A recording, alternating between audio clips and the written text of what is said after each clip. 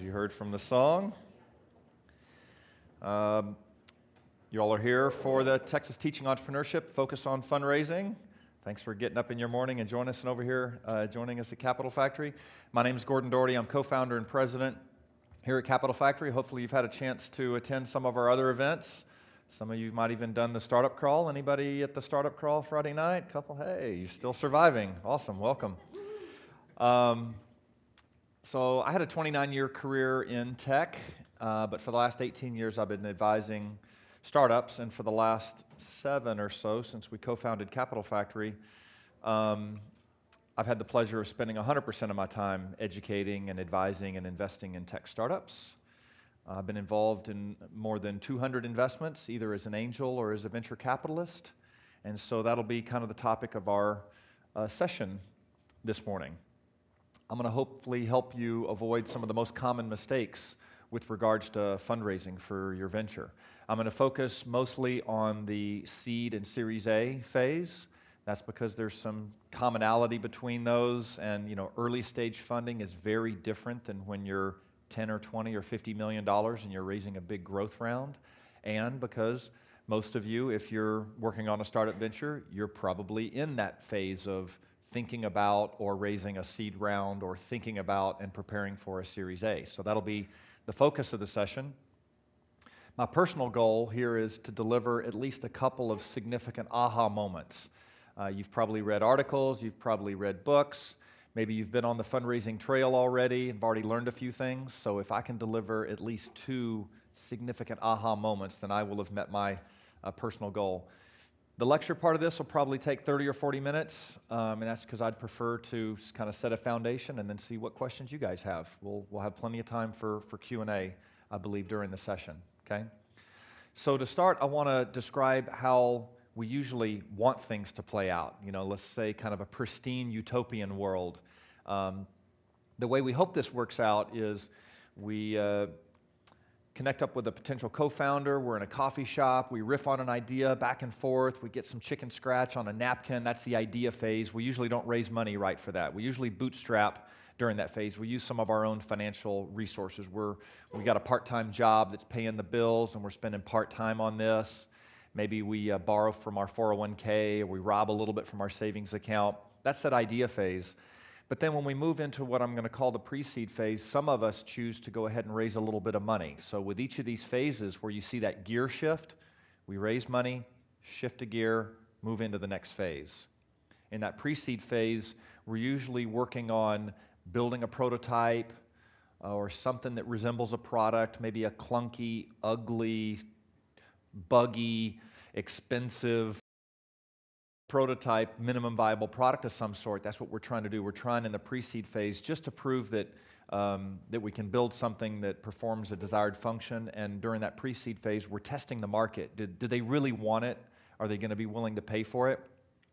After that pre-seed phase, we raise some more money, shift another gear, move into the seed phase. That's usually when we launch our product, get it in the market, get some first paying customers. That allows us to work on customer acquisition. Can we figure out how to actually sell it to someone, right? That's one of the first real moments of truth. Get through that phase, maybe we're at $1 million or $2 million in revenue. We've figured a few things out, but we're not big, we're not super mature, but we've got some method to our madness. Raise some money in a Series A, shift a gear. Now we're getting a little bit into the early growth. So this is the way we hope that it plays out. Unfortunately, it never plays out exactly like that.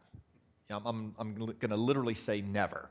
And that's because things happen along the way. We learn and we adjust and adapt. And the way we saw the world and our venture when we were in the coffee shop turns out to not quite be true in some dimension. Oh, the customer, that wasn't quite the right buyer for this. This is the better buyer. Or, oh, I'm going to price it differently, or I'm going to acquire customers differently. So one of the things we might do is what's called a pivot. So maybe coming out of the idea phase, oops, that's not going to quite work, right? We did some customer discovery, maybe some design thinking methodology, and darn it, we need to adapt. And so we'll pivot, and I'm using the metaphor of gear shifts and roundabouts. So we go around the roundabout one time, and maybe the second time we get to the end of that idea development phase, we're able to raise some money and shift that gear, or maybe we have to go around the roundabout again. Sometimes we go into the pre-seed phase, we raise some money, and we start building that clunky, crappy, buggy, ugly, prototypey MVP thing, and we're not ready for the seed round of funding. We try and test it with the seed investors, and they go, nope, that's, you haven't figured it out. And we have to go around the roundabout again, okay? So these are pivots. The other thing that might happen is we finish, in this example, we get to the end of that seed phase, and we've accomplished some things, but the Series A investors don't see us as ready for them. So sometimes we get into the seed phase, we get some customers, we get some revenue, we're excited, and then we go talk to the Series A investors and they say, not quite, you're not in our sweet spot. And so in that case, we might have to raise a bridge round of funding, take a little detour, raise some money because we got to accomplish a few more things before we can get into their sweet spot. Then we get to raise money and shift the gear. Okay, so pivots and bridge rounds of funding would be just two examples where it doesn't work out exactly that pristine utopian way that I showed before. Okay, does that make sense? I just want to start off with the basic foundation because from here I'm going to jump into some of the most common mistakes that I see entrepreneurs making when they're raising these various rounds of funding. So it'll be kind of different topics, not necessarily related to each other, but I wanted to start with a foundation, okay? One of the first mistakes I see, especially first-time entrepreneurs that haven't raised money before, a mistake they might make is raising money from non-accredited investors. And with very few exceptions, you should only sell equity in your company to accredited investors. This is for American companies. This is the SEC. For those of you that aren't here in the U.S., this is one of our government agencies that decides how securities and how stock in companies can be purchased. And for a private company to sell equity, the SEC says it should be to an accredited investor, and that's because they're trying to protect my Aunt Sally, who's not rich, doesn't have a lot of money, living somewhat on Social Security and a little bit of retirement. The SEC is trying to protect my Aunt Sally from investing in your high-risk venture and not realizing that it's that super risky. That's the spirit of what the SEC is trying to do. So the test for an accredited investor, at least at this point in time, and has been for a while, is Aunt Sally needs to have $1 million net worth, excluding her home. So take the home out. Does Aunt Sally at least have $1 million of net worth? Or has Aunt Sally made at least $200,000 a year for the past 2 years? Or $300,000 if it's jointly with Uncle Fred, okay, with spouse. So you can look at that online. I think there's a couple other tests, but this is the most common one that's used is the net worth or income test, and that would make them an accredited investor. And there are some penalties and some problems if you raise money from non-accredited investors and you go on later and it's discovered by your Series A investor, or maybe you build an interesting company and Google wants to acquire it for $200 million and they discover that early on you raised money from my Aunt Sally and she was not an accredited investor. That's where it could become an issue. Where I see most entrepreneurs get into a problem with this is in their friends and family round. Because in the friends and family, and people will say, well, what if it's friends and family? They know me. They knew how risky this was. Well, the SEC doesn't care about that really. So I find most often the problem is when you raise money from family and friends and they're not accredited investors. Okay, I'll answer questions a little bit later if you want to talk about accredited investor and what are your obligations. The truth is you don't have to ask me for my tax return. I'm able to say that I'm an accredited investor by signing your documents. I attest to the fact that I'm an accredited investor, okay? So I don't want to overhype this issue. I'm just trying to educate you on some of the issues, okay? Does anybody want to ask a question on that right now? Yes, sir. Is that only for equity, or is that if you're going to be doing a note as well? Thank you. So the question was, is this only for selling equity, or what about a convertible note? So we won't talk about investment mechanics or certain types of investment vehicles, but a very common instrument to use in the early days would be a convertible security, like a convertible note or a safe. A safe is a cousin of a convertible note. They're both convertible securities. So even though when you take an investment using a note or a safe, since they are intended to convert into equity. They are not traditional debt. The SEC says that's the same as an equity investment. Yeah, some people think that's a loophole. It's not really a loophole. Okay? All right. Yes, sir.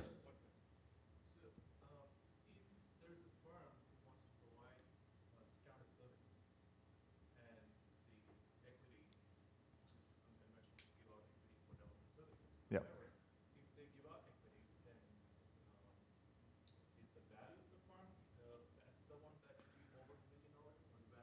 So the question is maybe a consultant, maybe you have a development shop or a marketing agency that essentially is exchanging their services. Instead of charging you, you're compensating them with equity.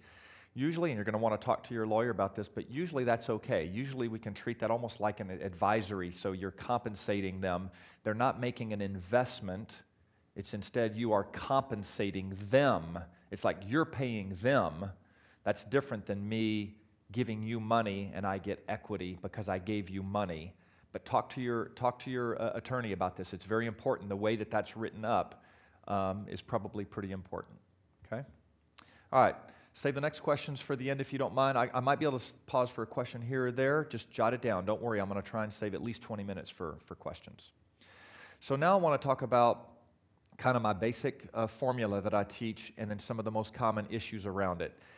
This gets into how much money should you raise and how do you figure out how much money you should raise at a given point in time. And my basic formula is the amount of money that you raise affords you a combination of both time and resources.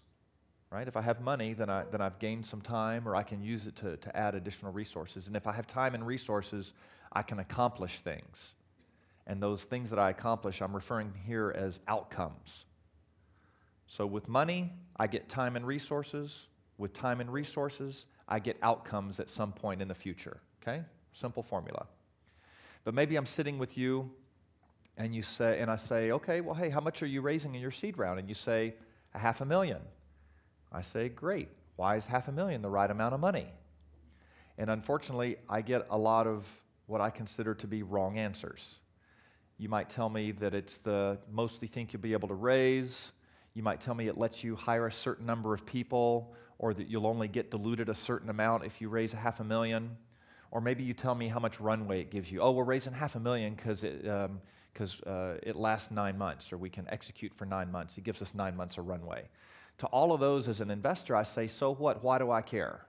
I don't care about those things. As an investor, I'd rather you give me an answer like, oh, okay, forget all that, Gordon. $500,000 allows us to gain our first 100 customers, and we can build and launch this new version of our product that we can charge 3 times as much. So I like that much better, and that's because of this adage that I have right here that I say all the time. Those of you that know me have probably heard me say it a few times. Investors write checks for outcomes, not activities. I'm not giving you money so that you can hire 3 software developers. I'm giving you money because 3 software developers can create that version of the product that you can charge 3 times the amount for. So I'm investing in the outcome, product that you can charge 3 times the amount for. The hiring of the engineers is how you're going to accomplish that. So don't start with how you're going to spend the money, because that's what's on your mind. I mean, I understand it. Like, God, if I just have $500,000, I can do this, and I can do that, I can do this, I can do that. I understand that's how you're going to spend the money. We call it use of proceeds. That's how you're going to use the money. Investors want to know what you're going to accomplish after you spend the money. So they love hearing about acquiring new customers, launching new markets, landing significant partnerships, things like that. Those are outcomes. If you tell me the outcomes first, I might say, I don't believe you. How on earth are you going to accomplish that? Oh, then you get to tell me the activities. Well, we're going to hire these people, we're going to start doing marketing, we're going to do this, and we're going to do that. Okay? Think about the outcomes. This is why this is important. I'm going to stack these together. So on our pre-seed round, we raise money, we get time and resources, we accomplish stuff. Off of those accomplishments, those outcomes, that is what we're going to use to get a step up in valuation to go do it again. As the money starts to run out, we need to raise a seed round. The outcomes that you accomplish during the pre-seed round represent the story that you're going to tell to go raise your seed round. So we like those outcomes to be significant enough that it shows an advancement of your business, right? Because you want a more exciting story each time you go raise money. So we raise a seed round, it affords us a combination of time and resources, and we accomplish stuff. Off of those accomplishments, we get a step up in valuation, and we do it again for a Series A. And then we do it again for a Series B, and a C, and a D, and then you do an IPO at a $800 million valuation, or you sell the company to Google for $1 billion, or this movie keeps playing out until you no longer need to raise money. Does that basic formula make sense? Let me say one more thing, and then I'll take a question. We don't work it the way that I just said. We work it backwards. Don't start with, $500,000. What kind of resources and time could I get with $500,000? Okay, what could I accomplish with that? No. Instead, look into the crystal ball and imagine the set of outcomes in the future that you're going to need to have an exciting story for the next round of investors, right? So if we're raising the seed round, I need to think about what's going to be exciting to a Series A investor. What outcomes are they going to be looking for? What kind of revenue? What kind of maturity of the business? What kind of partnerships? What kind of team are they going to expect? It's probably not just a solo founder and a bunch of contractors, right? It's probably a team. So what story are the Series A investors going to expect? Okay, now I know what outcomes I need, so start with that. That's number one.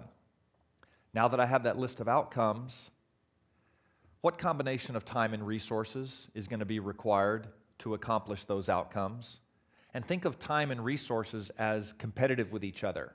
When I raise money, I could have all of it go to time, runway, and I don't add any more resources. Or I could use all of it to add resources and marketing spend and things like that, but I wouldn't get any time. So in reality, it's a combination of these two.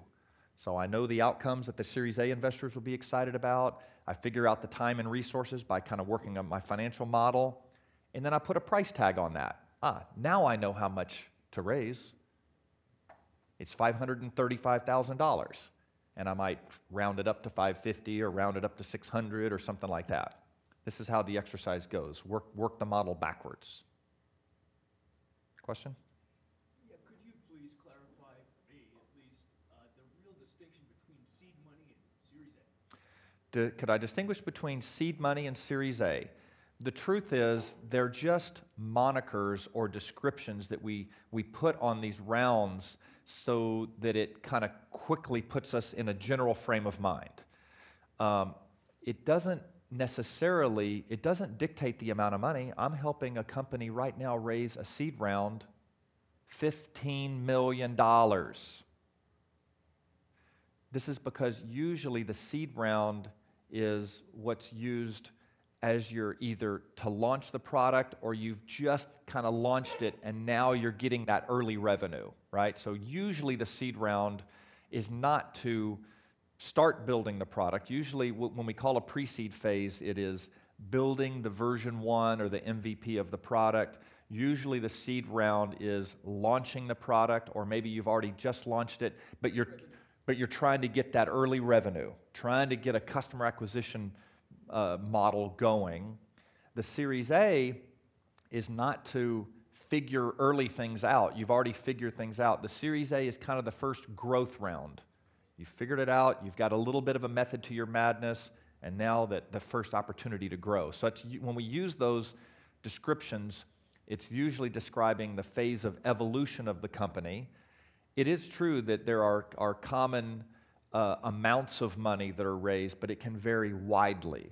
A seed round usually is $500,000 to $2 million. You know, a Series A is usually $3 to $6 million here in the center part of the U.S. If you're in Silicon Valley, double all of those numbers. So there are general norms, but I just told you of a company that I'm helping raise a seed round, and it's $15 million. Why? They are working on something that is unbelievably difficult and expensive, and the seed round is for them to kind of get that early revenue, and they need $15 million before they'll be into a sweet spot of a Series A. Is it fair to say the distinction is pre-revenue? Pre-revenue, post-revenue, kind of Series A companies have revenue almost always. Seed companies sometimes have a little bit of revenue, but usually not much repeated revenue. One more question? Yeah. So, how cautious are investors in the seed stage if the co-founding team knows that product is, it's there in the market and people are adopting it, but adoption is low, but they need more sales, or sales, so they need to employ salespeople. Then the seed round, are investors cautious about like seeing a huge financial projection on sales team? Like Seeing a what?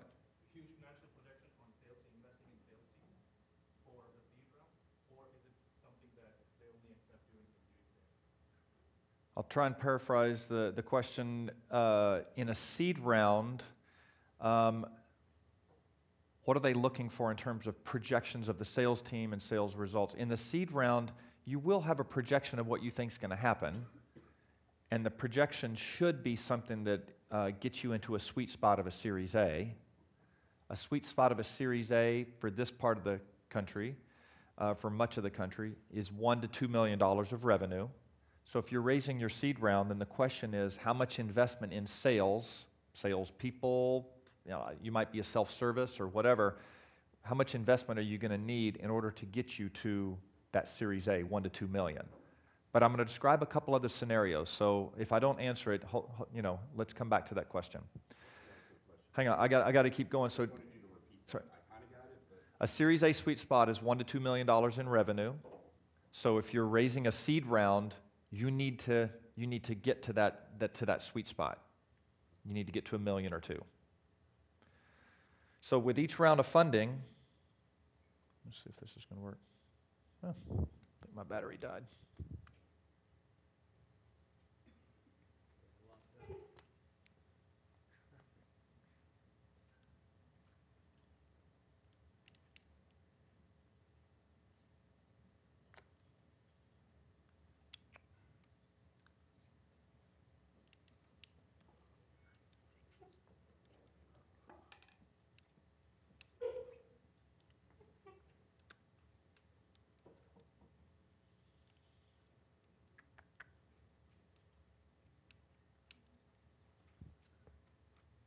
All right, I'm going to cover the next topic while we're doing this.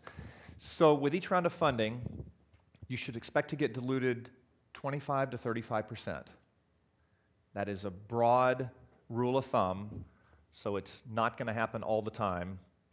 But some of you want to figure out how much dilution you're going to experience. And so if you just assume 25 to 35%, let's call it 30 as a midpoint, you'll be in the general range. I'm going to come back to this so you can see why this is important to investors too, okay? Another thing to keep in mind, we're still talking about how much money to raise here. It always takes longer than you think. Some of you will fall in the trap of assuming that you can raise a seed round or a Series A in 30 days or 60 days. It almost always takes longer than that. So if you wait until you're within 60 days of running out of money to raise your next round of funding, you're going to give all of the negotiating power to the investors, okay? So if I want to take advantage of you as an investor, if I see that you've got 30 or 45 days left and there's not a lot of other investors desperately wanting to invest, I can just stretch that thing out a little bit. I can say, hey, well, let's have another meeting. I can give you another homework assignment. I can throw another objection your way. If you get within 2 or 3 weeks of running out of money, who has all the power? I do. So now I'm setting the terms and you might not like them. So don't let yourself get in that trap. Start your fundraising well in advance of running out of money. I want to talk about the fundraising chasm. I talked about the different rounds of funding. We talked about the characteristics of the company. And I want to talk about how you can fall into this chasm accidentally. In the pre-seed phase, you don't have revenue. There's not much for the investors to evaluate other than the team and what I call hope, vision, promise, and potential. You're pitching a vision. You're pitching hope. You're pitching you and your passionate co-founder and how driven you are and how smart you are and how much you understand the problem, right? That's the pre-seed phase. We go into a seed phase, and now you do have a product that I can touch and feel. It might be a minimum viable product that's ugly and slow and clunky and buggy. But you've also developed a business plan. You've got a theory for how things are going to go. We talked about Series A. Series A is a more mature company. You've got a management system. You've got some maturity. I can see pretty graphs with trend lines. I can measure the slope of the curves and things like that. What happens sometimes is we get to a point where the Series A investors aren't interested in us, but we're past the exciting point for seed investors, and that's what I call the fundraising chasm, okay? We execute through the seed phase. We've accomplished some things. The Series A investors, we're not ready for them, but the valuation that we feel like we should earn is past what the seed investors want to invest at. Now we're in the chasm. There's a couple ways to solve for that. It's easy for me to say this, but just raise a larger seed round. Sometimes we can't do that, right? But if you could see this is why I say it's so important to understand where is that Series A sweet spot. This is why if you just say, oh, well, all my buddies raised $500,000 in the seed round, so I'm going to raise $500,000 in the seed round. That might put you right into the fundraising chasm, because what you really needed to raise was $850,000 to get to the sweet spot of the Series A, okay? So one potential solution is, if you can predict this, is just raise a larger seed round. It's also why you've probably heard advisors say, if there's more interest by investors to raise more than you planned, raise more. Like if you're raising $500,000 and you could oversubscribe to $650,000, take it, because they don't want you to fall into the chasm. The other approach, and I see this happening quite a bit, is to split that seed round into two. It's actually oftentimes very hard to raise enough in the seed round to get all the way to a sweet spot of Series A. I mean, in the seed round to $1 to $2 million in revenue, what if you have to pivot a time or two? What if it doesn't work out like you thought? So if you split this into two seed rounds, then what you're doing is at the end of the seed, at the end of seed one, you're still interesting and attractive to seed investors. You're not all the way to the chasm, and you could raise a seed two to get to the Series A. So those are a couple potential solutions. Another one is to get creative with non-dilutive funding sources. You might be at an interesting point where you could raise money on grants. If you license your technology, or even if it's software, you might be able to get some big customers to do some prepayments for that. Maybe at this point, since you're generating revenue, there might be some other forms of traditional debt or venture debt. Before you have paying customers, forget debt. You're going to have to sign for it personally. If you go to a bank, it's going to have your name on it. So, you might not want to take that much risk. But if you've got revenue, maybe some type of traditional debt. So those are some other potential tools to avoid the fundraising chasm. Okay? Next, I want to talk about pre-seed rounds. After the idea phase, but before you have paying customers, it is unbelievably difficult to raise money from investors. Why? So I'm going to put my angel investor hat on. Why should I invest in your startup that doesn't have any paying customers when her startup does have paying customers? She's proving to me that A, she could build the product to the desired function, and B, that at least somebody wants it. She has 2 customers. You have 0, So why wouldn't I just, and I have a lot of choices. All of you have paying customers, so I'll just evaluate yours. You guys don't have paying customers. You're in this pre-seed round, so it is really, really hard to raise money in that pre-seed round. So I'm going to tell you what you need to look for. It's what I call hyper-intersected angels. Not just any general purpose angel, but a very specific angel that really understands one or more elements of your business plan. They really know your industry. You're working on something for the healthcare industry, and not only, did they work in that industry, they've actually invested in other startups that are selling into the healthcare industry. See, it's less risky for them. If you don't have revenue and you're selling into the healthcare industry and you come talk to me, I look at that and say, I don't know anything about healthcare. I never worked in healthcare. I don't even know exactly the right questions to ask you. So since you don't have revenue and I don't know what questions to ask you, I'm too nervous. I'm not hyper-intersected. But this other angel investor over here that worked 25 years in the healthcare industry can ask you all those questions and say, man, that's a brilliant idea. Even though you don't have any revenue, I might invest. Same thing for technology areas. If you're in blockchain or doing something with AI or some kind of deep technology, they might understand that technology. Your business model, maybe it's a marketplace or it's e-commerce or some kind of business model that they really, really understand. Your category, you might be developing a consumer packaged good or a hardware product or something like that. There might be something about your type of product that they really understand. So I find that it's not just one of these, but if you can stitch together, if you can find angels that intersect with 2 or 3 of these types of areas of your business plan, it's going to be a much more fruitful conversation. You're going to be very frustrated with talking to general purpose angels during your pre-seed round. Okay, does that make sense? The most hyper-intersected of all investors are friends and family. They know you. They know your work ethic. They know your principles. They know your ethics, right? So this is why pre-seed rounds are dominated by friends and family.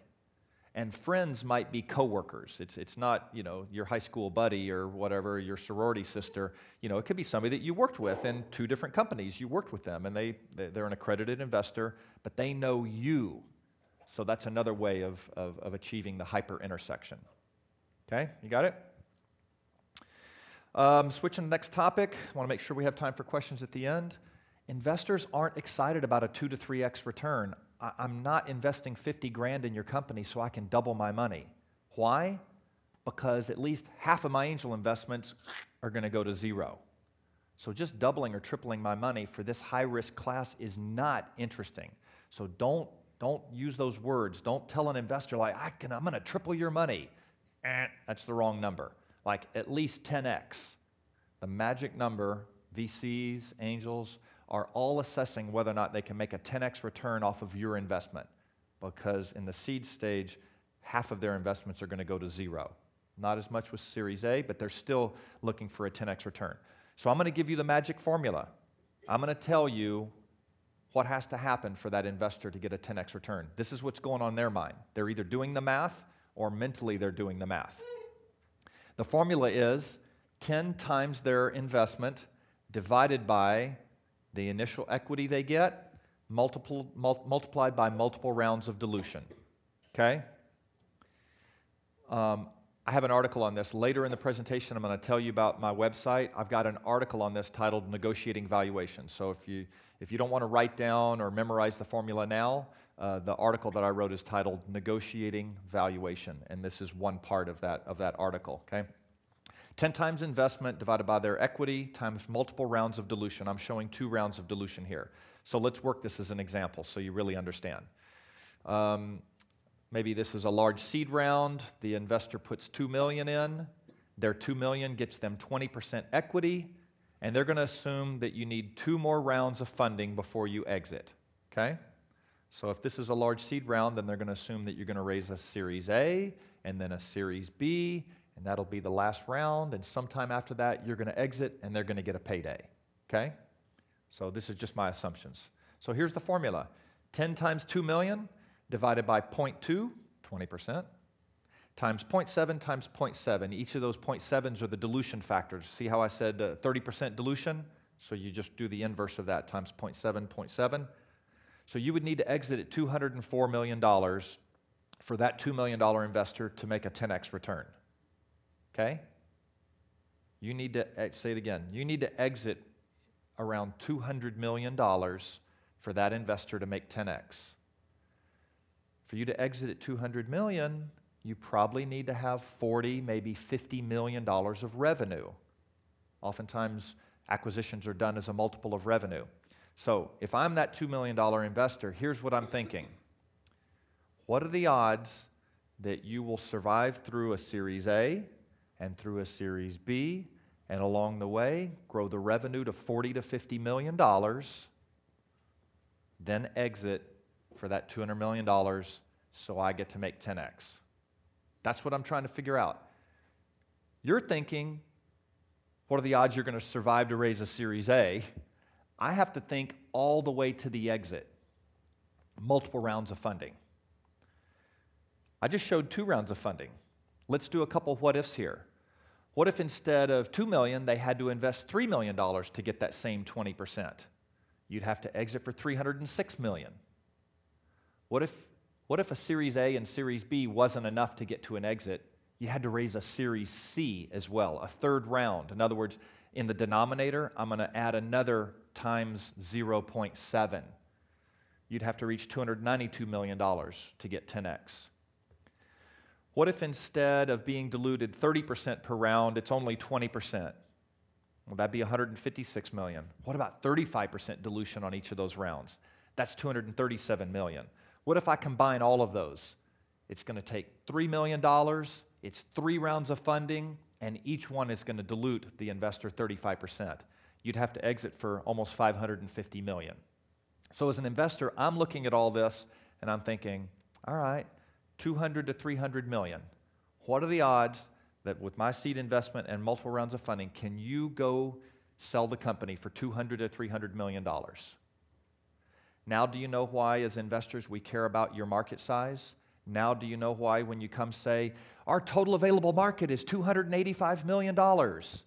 In my mind, I'm doing this math, I go, oops, you're going to have to get almost 100% of that market so I can get 10x. That doesn't sound very interesting. Even $1 billion market, you have to go get 20 to 30% of the $1 billion market so that I can make 10x on my money, just using these formulas. It's not trick math. I mean, this is 7th grade algebra, so it's very simple. Okay? You got it? So use that. Do that yourself and get inside the investor's head.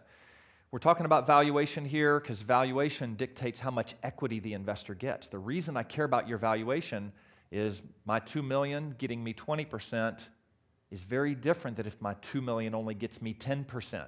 If my $2 million only got me 10%, you can double all of those exit numbers, right? So that's why we care about valuation. And if you find that with every investor conversation, you've had 25 investor meetings and they're all telling you your valuation's too high, guess what? Your valuation is too high. Just like when we list our house for sale, we have this, we're all excited that we're going to sell it for a certain amount or whatever, and then you're getting visits, not getting an offer, If your house is on the market for 7 months, you've got it listed at the wrong price. I'm sorry. It doesn't matter what you and your spouse emotionally think it's worth. It's only worth what someone will pay you. Same thing here. Your valuation is only what investors will agree to. Okay? All right, let's talk about closing a deal. How are we doing? Doing good on time? I want to talk about the momentum of a funding round. There definitely is a cadence and a momentum to a successful funding round. The hardest part is the very beginning. The first check written is the riskiest. If you're raising $1 million and I give you the first $50,000 check, I just made the riskiest investment of the whole round. Why? What if nobody else invests? I'm dead. My investment is dead.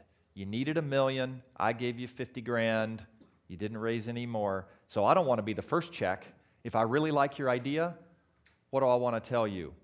Come back when you're at 950,000 and I'll close you out with the last 50,000 because the last investment is the least risky. They get to see all the money you have in the bank and they're just topping it off. So if nobody wants to be the first investor, how on earth do you ever get a round of funding going? Some of you have heard me tell this story. The analogy is the dance floor. You're at a wedding, beautiful wedding, great reception. Then the DJ's playing fabulous music and nobody's dancing. They're on like the 5th or 6th song. Finally, my Uncle Fred and Aunt Sally get drunk enough, they jump on the dance floor. What happens? 20 other couples immediately jump on the dance floor.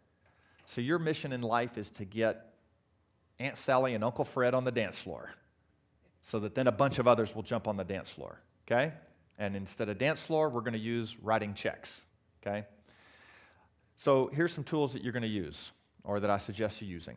One might be to give a financial incentive, give an economic reward to the first investors. Hey, if I give you the first $50,000, why should I get the exact same terms that the last $50,000 investor gets? That doesn't seem fair. So throw me a bone. Give me a slightly lower valuation. If you're raising on a convertible note, lower the valuation cap a little bit. Instead of a $3 million valuation cap, give me a $2.5 million valuation cap. Or instead of a 20% discount, give me a 25% discount.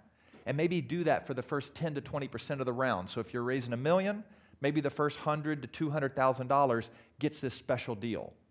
It can be right there on your term sheet. I'm raising $1 million on a convertible note with a $3 million valuation cap and a 20% discount. But for the first $150,000 of investors, I'm offering a 25% discount. You're messaging right there your understanding of this situation. That's one tool. The second tool that's used, and you can use these in combination with each other, is to ask for verbal commitments. Instead of asking me to open my checkbook, you know, when I say, I'm hemming and hawing, hey, Gordon, maybe you don't want to be the first investor. I get it. Can I consider you verbally committed? Like, yeah, I like this. Verbal committed sounds better than write a check. You're then going to say, great, what's it going to take for you to open your checkbook and actually write that check? And I'm going to say, look, go get $200,000 and I'll write you my check. Great, Gordon, so I have you verbally, I'm going to write this down. I have you verbally committed for $50,000 if I can get to 200 in verbal commits, right? Like, yes. And then you're going to go get others verbally committed, and when you have 200, we're going to have a check writing party, okay? We're all going to sit around, you're going to pass the documents, and we're going to sign. Everybody's going to write their check and pass it to the person to your right, and then and only then do you get the money, okay? I'm using that as a metaphor, obviously. But that's how you get that first 100 to 200K in a $1 million round closed. Special economics and verbal commitments with a check writing party. Now you got that. Now your next investors, they're not the first investors. They're kind of in the middle phase, right? But at least they're not the first checks written. Make sense? All right. Last concept, and then we'll wrap up for some questions.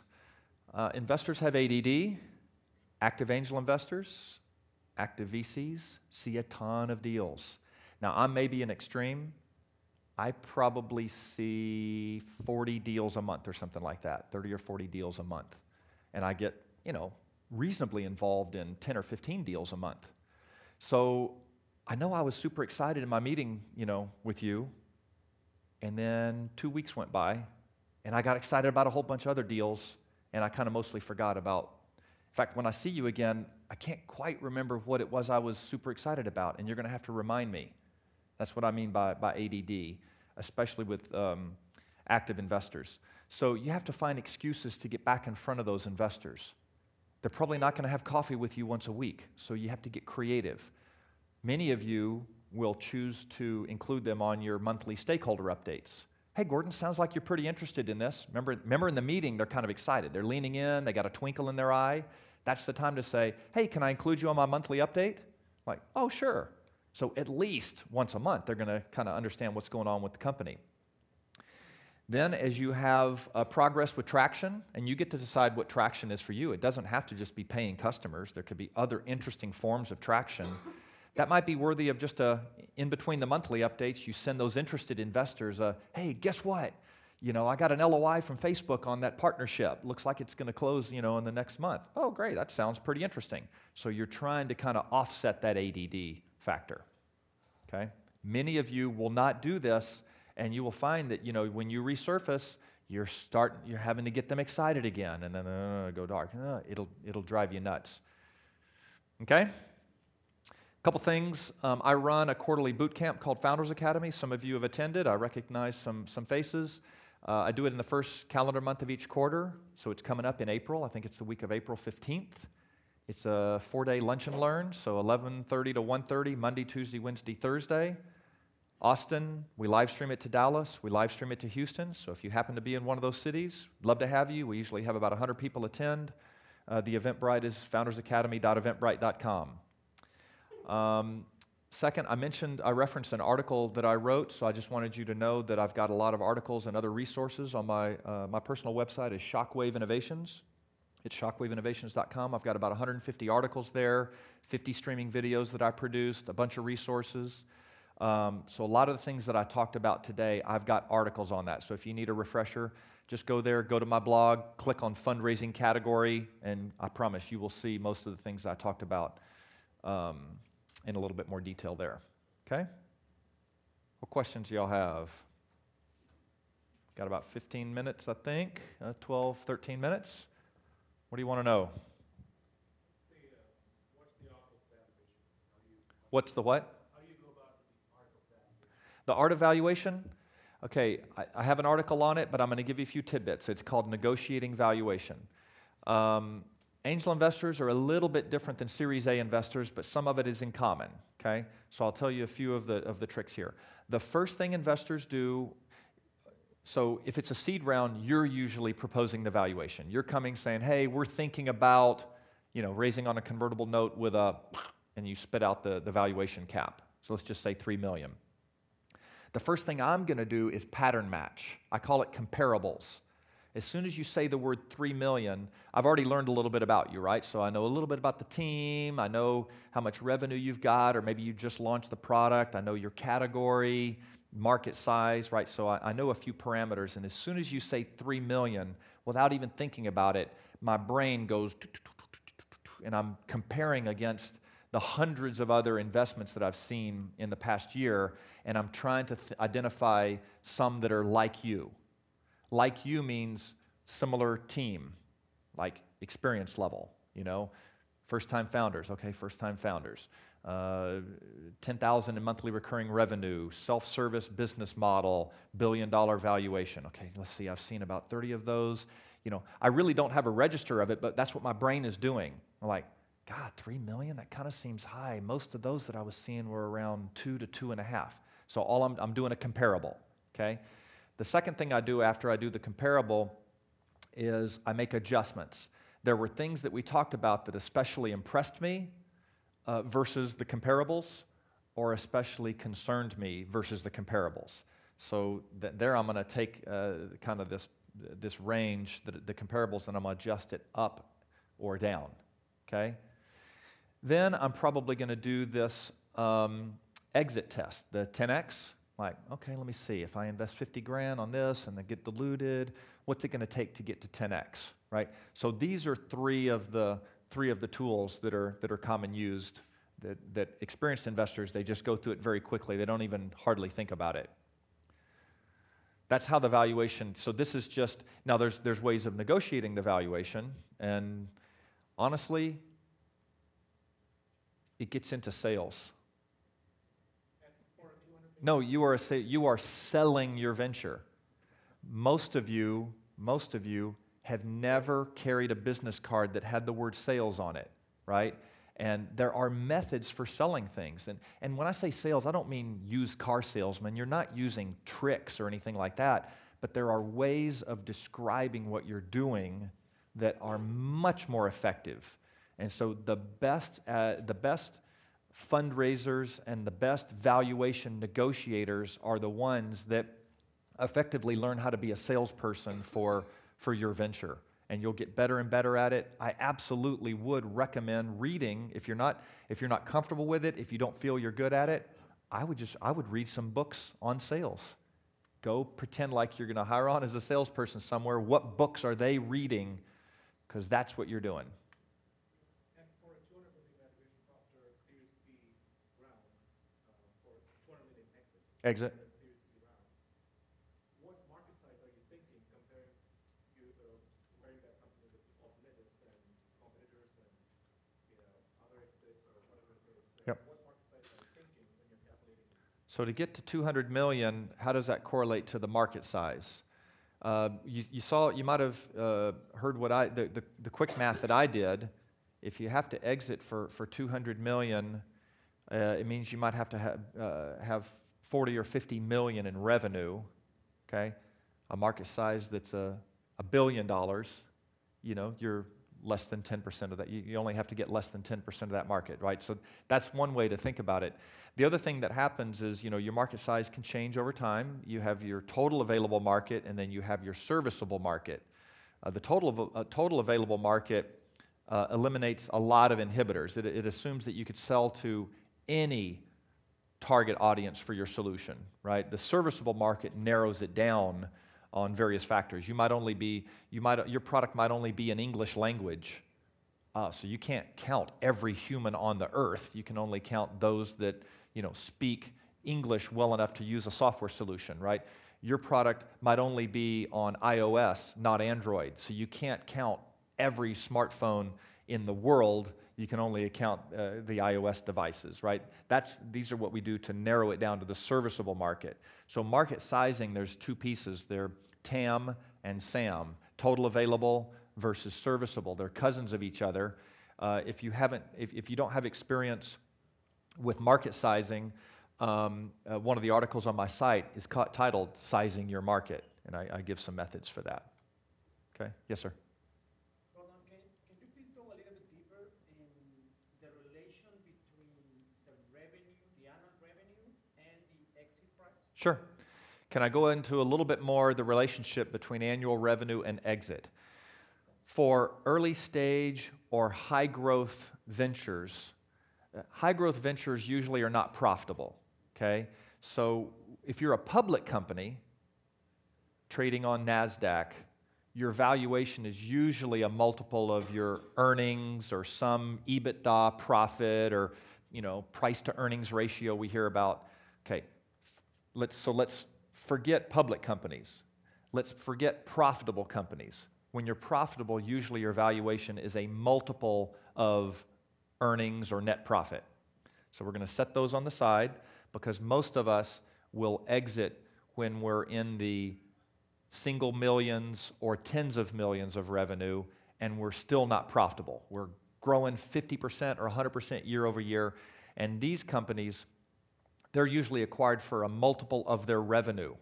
Okay, we've here in Austin, we built a company to 57 million in revenue, and we were sold for 200 million based on a multiple of our revenue. We actually were profitable, but still, we convinced them to give us a multiple of revenue. Okay, a typical, well, it varies quite a bit, but 3 times, 4 times, 5 times, 3 to 5 times revenue would be kind of a midpoint range.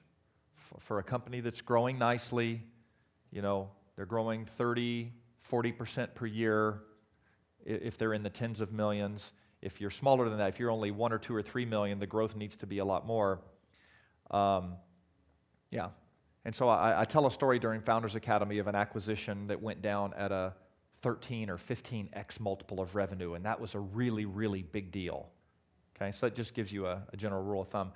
Also, it's your trailing 12 months revenue. It's your revenues over the last 12 months, not what you're forecasting for this year. So if you say, hey, we're going to do $10 million in 2019, so you need to buy us for $50 million, I'm going to say, well, that's nice. What did you do in 2018? You say, oh, well, we did $5 million in 2018. I say, okay, I like that number better.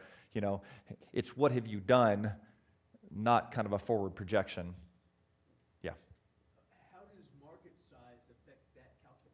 How does market size affect the exit valuation? Yeah, for instance, if you're in a $50 billion market versus a $500 million market. If you're in a 50 billion versus 500 million, does it affect the exit valuation? I hadn't really thought of it that way, and I'm not thinking, well, let me tell you what the acquirer is looking at. I know we talked about 3x, 5x, 6x, whatever. In truth, if I'm going to acquire your company, I'm trying to figure out what can I do with your technology? What can I accomplish on this? That's why I bring it up, because there's a potential. So here's what can happen sometimes, especially when you're young. Maybe you got to $1 million in revenue. It's not working out for you, but a really big company is interested. Here's what I tell them. They say, oh, $1 million in revenue, yeah, we'll give you a 5x. We want to buy your company for $5 million. I say, well, look, it has less to do with what I've been able to accomplish with this company. You're Google. On this little company, you're probably going to go do $50 million in the first year and $350 million in the second year. So $5 million doesn't seem like, so it's less about what I've been able to do with, me and a co-founder and working in a garage with our dog. It has more to do with what you can accomplish with this. This is negotiations. It's definitely, this is when, and the earlier you are, meaning the smaller the revenue, the more those multiples go out the window, forget it. So when these 3 to 5x, that's more company, 10 million, 30 million, 100 million, that might apply. When we get to $500,000 or 1 or 2, it's different dynamics. Yeah, back here. My question is, how do you recommend handling, you had mentioned oversubscribing, right?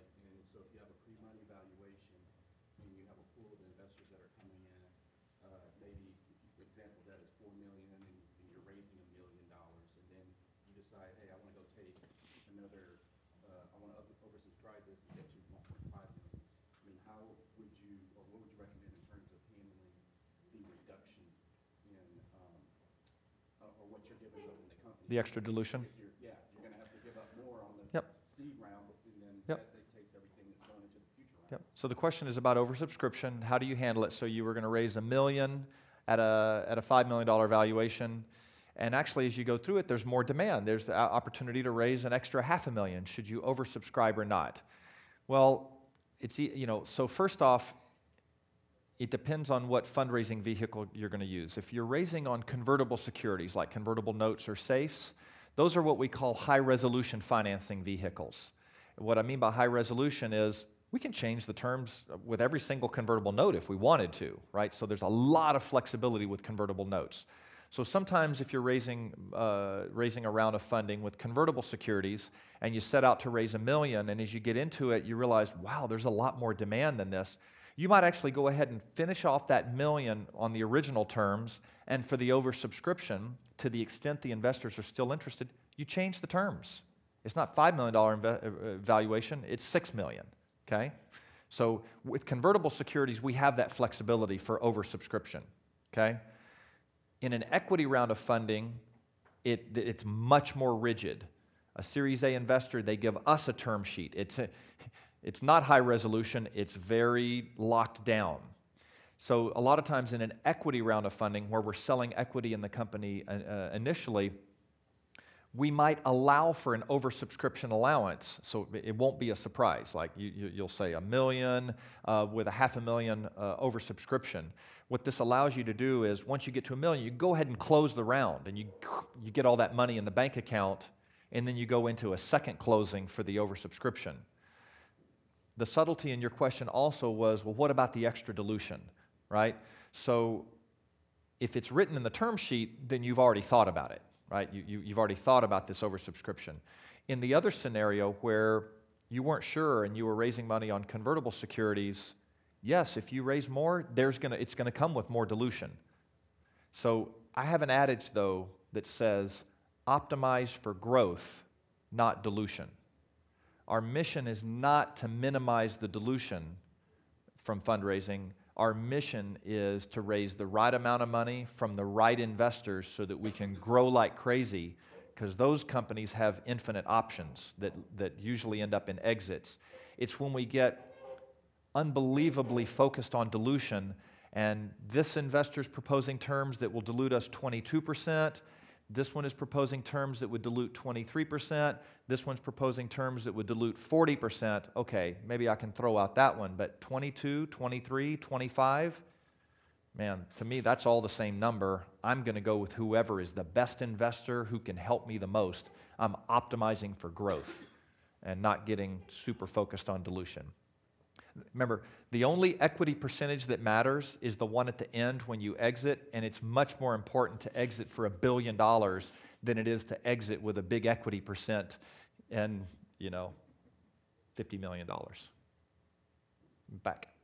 Yeah, if you were advising a founder that had the capability to fund some of their own startup, but also knew they would need capital from investors at some point, what advice would you give them as to how to use their own capital? Yep. All right, so this will be the last question. I think the South by needs us to stop, but I'm going to stick around, okay? So I think we have some time for transition. So the question related to founder has capability of funding the venture to a certain point, but knows or predicts they're going to need external capital to keep the venture going. Any recommendations for that? Yes. One, do it officially. Do it with advice from your attorney. The way the money you put into the company is treated is very important. You don't want to get to a later round of funding and then kind of verbally tell investors, well, hey, I've been putting, $10,000 a month into whatever, so I'd like to get this much equity from that. Like, no. Usually what we do is you can use a convertible security like a convertible note. So for the founder's equity the founder's investment that goes in, it can go on what's referred to as like a founder's note. It's really a convertible note. Sometimes we remove the valuation cap from it, because you as the founder to negotiate your own valuation cap with yourself, it's kind of like, So maybe what you'll do is, let's say you're going to put $100,000 of your own money in, you put it on a convertible note with no valuation cap and maybe a 20 or 30% discount. And what you're doing is you're punting to the future for the valuation to be determined, and your economic reward's going to be the discount that you get. That'd be a very simple way to do it. So then when you go raise the next round of funding, oh, they're going to see that there's a convertible note on the books. Oh, that's you. Yep, I put $100,000 in. That keeps it, it kind of keeps it nice and clean. Yeah, that's a very, very typical way of doing it. Don't just wing it. Don't just transfer money into that bank account and then later assume that the investors will take care of you or, whatever. Yeah. All right, I do need to break. I hope that was helpful. We got a good number of questions answered. If you have some more, stick around, and I can stick around for about 15 minutes unless they kick me out to get ready for the next session. Okay? Good luck.